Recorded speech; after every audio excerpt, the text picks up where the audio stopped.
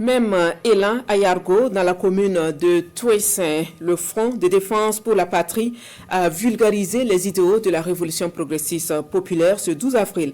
Le moment se veut aussi l'expression de l'esprit patriotique, mais surtout une réaffirmation de l'engagement des mouvements de la veille citoyenne à soutenir la RPP. Un rond-point dédié au chef de l'État est inauguré à l'occasion, comme nous l'indiquent Daouda Ouattara et Romial Patristoy.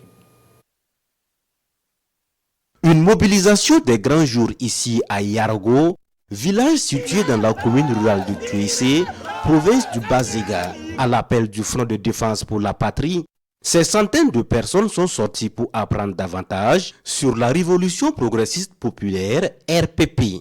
Les orateurs se succèdent au pupitre, mais ce sont les mêmes messages. Soutien à la RPP, union et engagement pour le développement du Burkina Faso. L'occasion est belle pour l'acteur de la veille citoyenne Lassane Sabadogo de revenir sur la propagande et la désinformation anti-RPP. L'ennemi a tenté à tous les moyens pour attaquer le pouvoir du capitaine Ibrahim Traoré, déstabiliser le pouvoir. Ils n'ont pas pu. Donc à travers ces fake news et ces manipulations, lorsque ces derniers moments, nous avons vu que c'est devenu c'est l'ampleur un peu partout. Donc nous avons initié cette conférence pour dire à les jeunes qui sont à Yargo ainsi que tous ceux qui sont venus suivre de comprendre que nous ne pouvons plus faire confiance à tous ces médias mensongers et tout ce qui se passe sur les réseaux sociaux sans vérifier la véracité de l'information avant de le diffuser. Si nous voulons un meilleur lendemain, il nous faut de la discipline. Aucun pays au monde ne peut se développer sans une certaine discipline.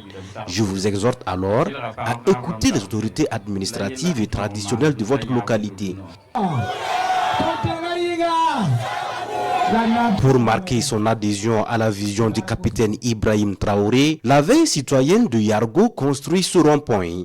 Une infrastructure inaugurée ici avec la bénédiction des chefs traditionnels.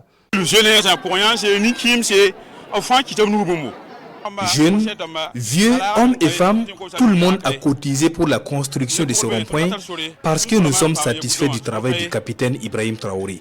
Ici à Yargo, nous menons des activités de maraîchère-culture. Le problème, c'est que notre barrage tarit à partir du mois de janvier.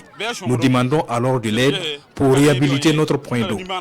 La jeunesse de Yargo réunie au sein des mouvements de veille citoyenne fait également parler son cœur à l'occasion de cette cérémonie.